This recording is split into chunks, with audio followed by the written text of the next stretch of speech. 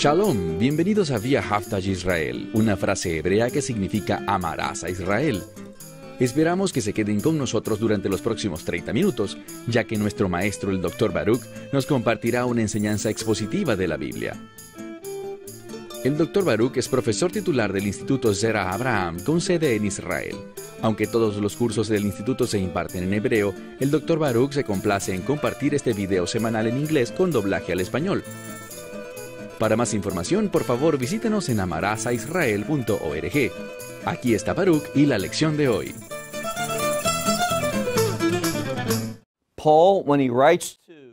Cuando Pablo escribe a la congregación de Filipos, él quiere asegurarse que estén entendiendo correctamente el mensaje. Por tanto, permíteme empezar nuestro estudio de hoy preguntándote, ¿estás entendiendo correctamente el mensaje? ¿Comprendes la verdad bíblica que debes asimilar con el fin de vivir una vida agradable? Y hay una clave. ¿Te sientes agradado con tu vida? Esa no es la pregunta. La pregunta sería, en todo caso, ¿le agrada a Dios la manera como te comportas? Y tú dirás, Él me ama. Él ama a todo el mundo. Y por una relación de pacto por el mensaje del Evangelio, tú puedes tener acceso a ese amor. Verás, Dios ama a todas las personas del mundo, sin condición alguna, Él los ama. Pero la única manera para que puedas recibir, la única manera en la que te haces partícipe de ese amor, es a través del mensaje del Evangelio, entendiendo que Yeshua es el único, y quiero enfatizar esto, el único camino a Dios. No hace mucho tiempo estaba escuchando a un individuo, un líder cristiano en la ciudad de Manhattan, quien hablaba mientras le hacían una entrevista, en la que alguien le dijo, un periodista, le preguntó, ¿qué hay de cierto sobre este sentido de exclusividad que muestra el cristianismo? Y en su interpretación de la Biblia, diciendo que este Yeshua, Jesús, es el único camino. Y en vez de decir simplemente, sí, así es, Él es el único camino, él respondió, bueno, si Yeshua es quien dice ser, y si la Biblia es verdad, y si tal cosa, ¿por qué expresa tantas dudas y cuestionamientos? Sí, el Mesías es el único camino. Y entiendan algo, una de las verdades fundamentales es esta, la cruz. Déjame decirte algo. Si no tienes un entendimiento correcto de la cruz, no podrás comprender las cosas como Dios quiere que las entiendas. La cruz es fundamental.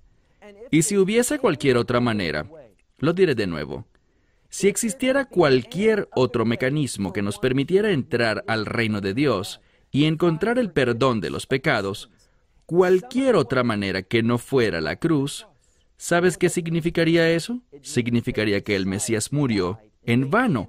Él no hubiera tenido que morir porque existe otro camino. Pero no existe otro camino. Solo hay un camino y es a través de la fe en el Mesías, de este que fue colgado en el madero, quien sufrió una dolorosa muerte, quien derramó su sangre con el fin de convertirse en el único camino para el perdón. La única manera en la que podemos hallar la salvación es solo a través de Él. Pablo sabe esto y quiere que tengamos una clara comprensión al respecto. Tomen sus Biblias y lean conmigo, luego de haber empezado la semana pasada nuestra nueva serie en la Epístola a los Filipenses y avanzado en el capítulo 1, vayan conmigo por favor al versículo 7. Noten lo que Pablo dice aquí. Filipenses capítulo 1, versículo 7.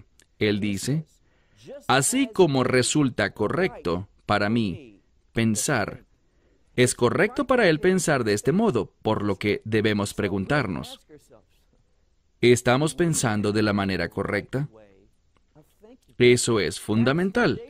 Si no piensas correctamente, no puedes vivir correctamente y no podrás hacer las cosas que Dios quiere que hagas.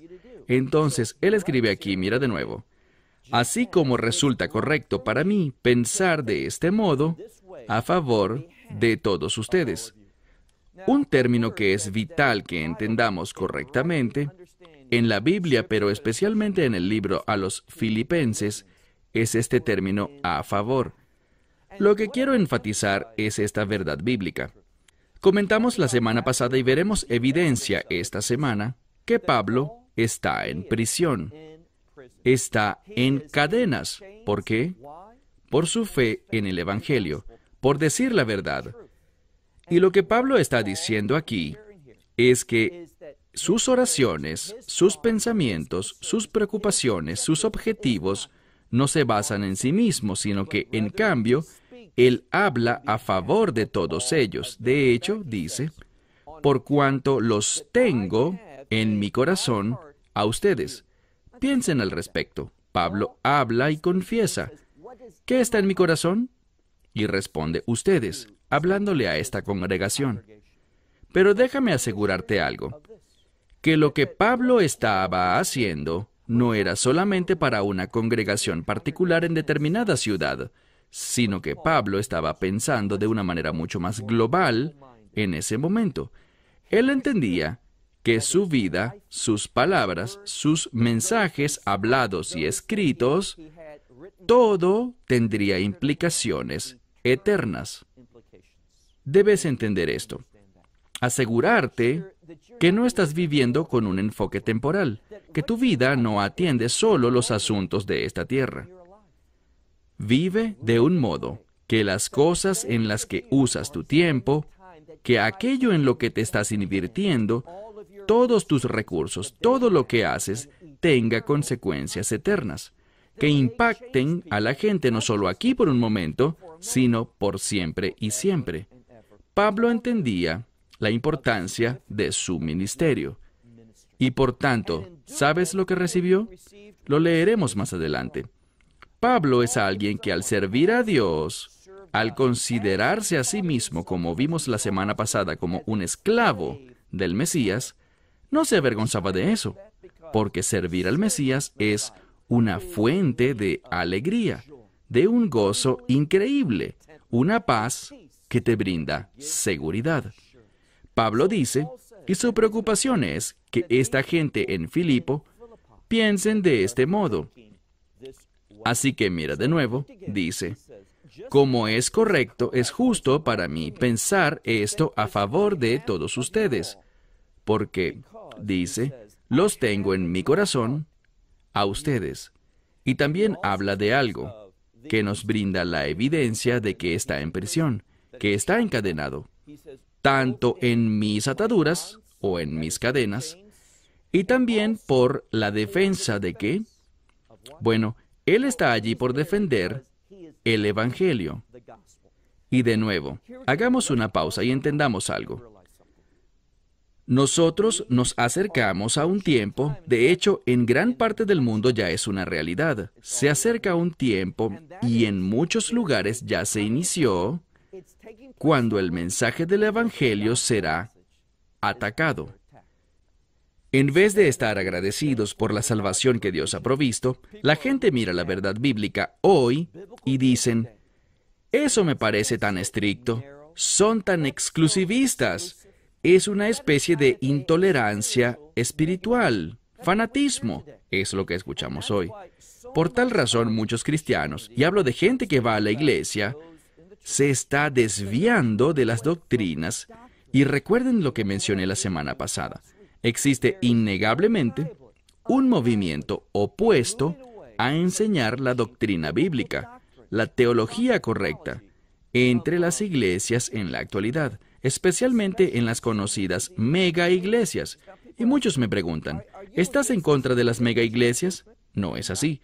Creo que es genial que muchas personas se reúnan en un mismo lugar para adorar a Dios, bien sea una congregación de 30, de 300, de 3,000 o de 30,000 personas.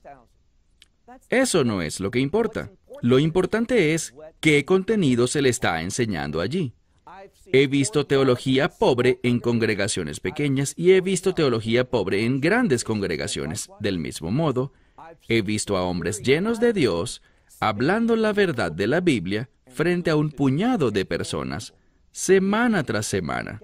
Igualmente, he visto algunos maestros enseñando cosas maravillosas, arraigadas en la palabra de Dios, que lo hacen frente a miles y a veces centenares de miles de personas, a través de los ministerios masivos a lo largo de la semana. No estoy criticando si se trata de un grupo grande o pequeño. Lo que critico es el contenido que se enseña, y existe ciertamente un sentir general que se está apartando de la doctrina bíblica. Eso es contrario a Pablo y contrario a lo que encontramos en el Nuevo Testamento. No demorarás mucho leyendo hasta que te topes con teología, con doctrinas bíblicas, que debemos entender con el fin de tener un pensamiento correcto. ¿Qué dice Pablo en el verso 7? Dice, es correcto para mí pensar así, y para ustedes tener la misma mentalidad, el mismo entendimiento. Y ahora comenta aquí que él está, volvamos al texto, verso 7, comenta que está encarcelado, encadenado por la defensa del Evangelio. Y es allí a donde vamos. Estamos viviendo en un mundo que está confundido acerca del Evangelio. Creen que es intolerante, que es de fanáticos, que es exclusivista y por tanto escuchamos con frecuencia a individuos diciendo lo siguiente, que el Mesías es mi Salvador. Eso es verdad. En sí misma no hay nada malo en tal declaración, pero lo que quieren decir es más bien lo siguiente. Quiero orar en el nombre de Yeshua, aquel que me salvó a mí, y la implicación es que esta es mi religión, y me funciona a mí, y está bien para mí, pero lo que al mismo tiempo quieren decir es que si tú tienes un criterio diferente, eso es asunto tuyo. Esto me funciona a mí. No, el Evangelio funciona para todo el mundo. Es el único mensaje de salvación. Por tanto, Pablo lo defiende. Por eso él está dispuesto a estar encadenado debido a la defensa del verdadero Evangelio. Y no solo eso, dice él, sino que todo esto sea también para la certificación del Evangelio. ¿Qué quiere decir? Bien, es muy interesante hoy en día que cuando miramos, es decir, hay otras religiones como por ejemplo el Islam. Tú verás a políticos en Europa, verás a políticos en América, que caminan de puntillas alrededor del tema del Islam. O no queremos, por ejemplo, no queremos que hables o tengas en tu vehículo algo que se refiera a tu fe porque puede ser ofensivo para un musulmán. Podría ser algo negativo para él y no queremos ofender su religión. Pero al mundo no le puede importar menos ofender la verdad bíblica o hablar en contra del Mesías. Y lo que Pablo está diciendo es que realmente su sufrimiento por el Evangelio es una certificación de que es real. Otras personas no están sufriendo por su fe, no. Aquellos que sufren más, y esto está creciendo más y más, son quienes proclaman las simples verdades de la Biblia. Temas que no eran controversiales hace 50 años o 100 años atrás, en lugares como por ejemplo los Estados Unidos, ahora son altamente controversiales y considerados ofensivos. Por esto Pablo estaba encadenado y le habla a esta congregación. Mencioné que él tiene un gran afecto por ellos y dice que ellos son partícipes o copartícipes con él. La palabra que vemos aquí es koineo, que tiene que ver con comunión, que ellos están compartiendo su comunión con la gracia, y dice que ustedes son partícipes o copartícipes conmigo. ¿Por qué? Verso 8. Porque Dios es mi testigo de que yo los amo a todos ustedes con compasión en el Mesías Yeshua. Bien, hagamos nuevamente una pausa, porque lo que Pablo dice es verdaderamente emotivo. Él le habla a este pueblo mientras está en cadenas y les dice, ¿saben? Quiero que entiendan que mientras estoy aquí, encadenado, estoy pensando en ustedes. Estoy pensando en sobre cuánto los amo y he sido movido por la verdad de la Torá. ¿Qué es la verdad de la Torá? Viajafta lareja camoja. Ama a tu prójimo como a ti mismo. Pablo, habiendo recibido el Espíritu Santo, por la fe en el mensaje del Evangelio, se convirtió en una persona que reflejaba el mandato de amar a tu prójimo como a ti mismo. Fue debido a su amor por ellos que está en prisión. Fue debido a su compromiso con el Evangelio que está haciendo esta defensa. Y más allá, fue debido a cómo estaba siendo tratado que todo esto confirmó la verdad, la realidad del mensaje del Evangelio. Y dice aquí que Dios es mi testigo de cuánto deseo, cuánto los amo a todos ustedes. ¿Con qué? Esta es una palabra importante. Con compasión. Esta palabra aquí habla sobre una sensación en el fondo de tu estómago, como cuando eres movido, que brota desde dentro de ti, porque tienes una preocupación profunda y permanente por alguien más. Y todo esto se origina en que el Mesías habita en ti. Veamos el verso 9. Y esta es mi oración, para que su amor, ese amor, es el amor de Dios que ellos han experimentado. Es muy importante que sepamos esto. Vamos a observar que este amor de Dios produce algo en tu vida y en mi vida. Muy importante que lo reconozcas. Entonces, el amor de Dios, mira de nuevo en el verso 9, y esto oro con el fin de que su amor abunde más y más. Es tan vital, porque el amor de Dios no es algo estático. No es algo que llega y acampa en ti y se queda allí, sino que crece, abunda, y dice abunde más y más, con el fin de que abunde en conocimiento, y esto es reconocimiento. Cuando vemos esta palabra implica conocer sobre algo. Quizás suene extraño para ti conocer sobre, pero esto es lo que esta palabra griega busca enseñarnos. Significa saber algo basado en algo más. ¿Y de qué se trata? Del amor de Dios. Cuando tú vives tu vida arraigado en el amor de Dios, el cual recibiste, esta verdad fundamental va a ser una producción. Ella producirá conocimiento, sabiduría espiritual. ¿Y qué más? Dice también, discernimiento. Cuando veo este texto tengo que subrayarlo. Lo resalto desde la palabra amor hasta las palabras conocimiento y discernimiento. Porque solo cuando vivo y soy impulsado por el amor de Dios es que sucede esto.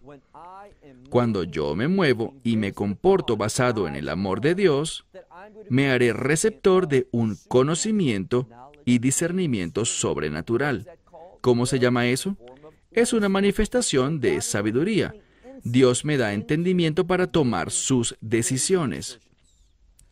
Entonces, el resultado de recibir su amor y de basar mi vida en Él, tal como Pablo hacía y oraba por lo mismo a favor de todas estas personas, sirviéndoles y sufriendo por ellas, Pablo dice, quiero que entiendan que este tipo de conducta, este tipo de vida, produce sabiduría espiritual, conocimiento y discernimiento. Miren ahora el verso 10. ¿Cuál es el resultado de esto? Allí dice, para que prueben, es la palabra daki meizo. Es una construcción diferente, pero esta es la raíz. Es la palabra griega de la que obtenemos la palabra en español documento. ¿Qué es un documento? Es algo que certifica algo más, que contiene información que revela algo. Y lo que implica es esto. Es este amor que produce conocimiento y discernimiento, el que recorrerá un largo camino para probar las cosas excelentes. ¿Qué cosas excelentes? La mayoría de los eruditos que consulté cuando preparaba este estudio indican que esto se trata del fruto del Espíritu. Ellos lo ven como una vida transformada que transmite mucho sobre el carácter de Dios, en conducta y en obras, no solo en acciones, sino también con palabras y sentimientos. Es muy importante que tengamos los sentimientos correctos. ¿Por qué? Porque los sentimientos son altamente comunicativos. La gente puede percibir lo que tú sientes, y cuando ellos ven que tú sientes amor por ellos, no solo un amor egoísta como el que el mundo practica, sino un amor sacrificial, uno que no está arraigado en ti mismo, sino en el amor de Dios. Entonces tú puedes ir más profundo en esa relación, tocar a las personas y bendecirlas, ser un instrumento de bien para sus vidas. Y de eso está hablando Pablo. Entonces dice que deben abundar más y más en conocimiento y en todo discernimiento, con el fin de que prueben las cosas excelentes para que puedan ser puros y sin mancha o defecto. De lo que habla aquí es de que nosotros, en la medida en la que tú, como creyentes, empezamos a ministrar a otras personas, no solo seremos un instrumento de cambio y transformación en sus vidas, sino que aquí está lo mejor. El hecho de participar en el ministerio también nos transforma a nosotros mismos. Es lo que dice aquí. Mira esto. Dice que tú puedes probar las cosas excelentes. Vas a demostrar, vas a certificar lo que son en ti mismo, porque tu vida las está manifestando, con el fin de producir estas cosas, pureza, y que seas leilo mum, así se diría en hebreo, sin ningún defecto, ninguna mancha. Es una palabra que habla sobre aceptación. Entendamos esto en dos maneras.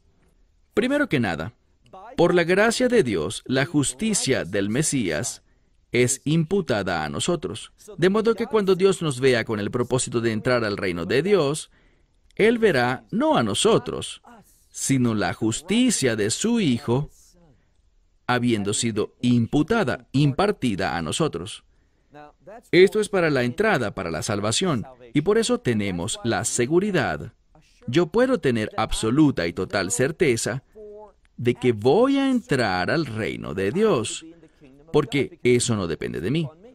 Yo no hice nada al respecto, simplemente lo acepté por fe, creyendo en la suficiencia de la obra del Mesías sobre la cruz. Puedo estar seguro porque Él lo hizo, y yo solo me beneficio de ello. Esto tiene que ver con su justicia siendo imputada e impartida en mí. Ese es un aspecto. Lo que está hablando aquí no se refiere a una justicia imputada, sino a una justicia adquirida que viene por ese proceso de santificación, del cual hablaremos más en las siguientes semanas. Pablo va a definirlo para nosotros. Él está diciendo que en la medida en la que ministramos, se va produciendo esta transformación con la que vamos a demostrar no solo una justicia imputada, sino una justicia declarada o descriptiva en nuestra conducta. De modo que nos hacemos puros y aceptables, que por defecto significa ser aceptables ante los ojos de Dios. ¿Cuándo? Nota en el verso 10. Dice, en el día del Mesías. Insisto, tenemos en la Escritura esta importante doctrina, y tengo que advertirte que muchos creyentes no están conscientes de lo que significa el día del Mesías. Una vez más, y comenté al respecto la semana pasada, entendamos que este día se refiere a cuando los cielos se abran con el sonido del shofar, el cuerno de carnero, y el Mesías descienda a las partes bajas del cielo, o sea, al firmamento, y nos reunirá con Él. En ese momento recibiremos un nuevo cuerpo. Este es el objetivo, este es el que debería ser el enfoque de nuestra vida. Es que debemos crecer, madurar espiritualmente para acercarnos más y más a lo que nos convertiremos en aquel día. Y eso es lo que Pablo dice aquí.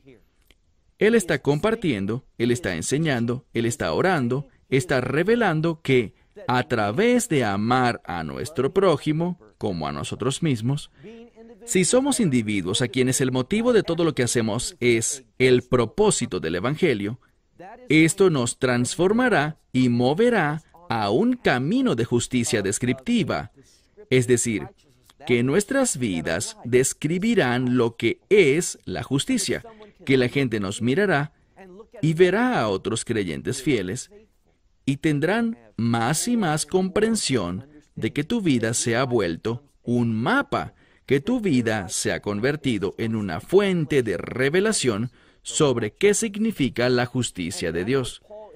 De eso es de lo que Pablo está hablando. Y un día, esto no depende de nadie más sino del Mesías, un día, este día del Mesías, es un día de bendición, es un día de esperanza, porque seremos transformados en ese día. ¿Y de qué se trata todo esto? Sigue leyendo ahora el verso 11.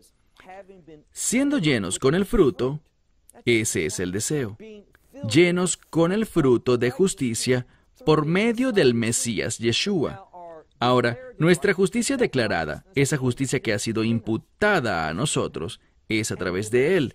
Y esta justicia descriptiva, esta justicia del comportamiento, es cuando nos sometemos a su obra, al ministerio del Espíritu Santo, en y a través de nosotros.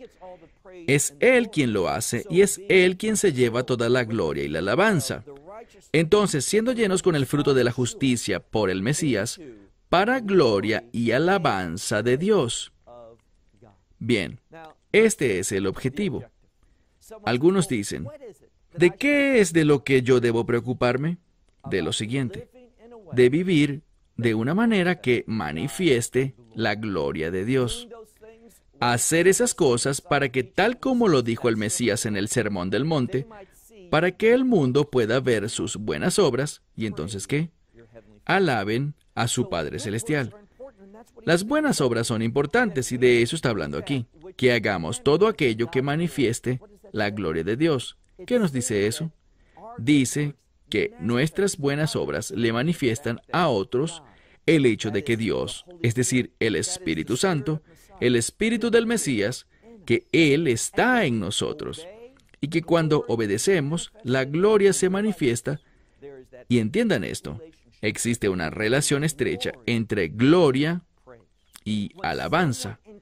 Cuando alguien se encuentra con la gloria de Dios, y lo vemos de principio a fin en las Escrituras, cuando alguien se encuentra con la gloria de Dios, por naturaleza, ¿qué ocurre? Él cae postrado ante Dios y le alaba. De eso se habla aquí, que nosotros, por el fruto de la justicia que viene por el Mesías Yeshua, que estemos llenos de esos frutos de justicia para la gloria y alabanza de Dios. Esa es la verdadera madurez espiritual. Bien, cerramos con esto. Hasta la próxima semana. Shalom desde Israel. Shalom from Israel. Esperamos que te hayas beneficiado del mensaje de hoy y lo compartas con otros. Por favor, haz planes para unirte a nosotros cada semana en este momento y en este canal para otra transmisión de amarazaisrael.org. Nuevamente, para obtener más información sobre nosotros, visita nuestra web amarazaisrael.org, donde encontrarás muchas otras conferencias de Baruch en formato de video. Hasta la próxima semana. Que el Señor te bendiga en Yeshua HaMashiach, Jesús el Mesías, mientras caminas con Él. Shalom desde Israel.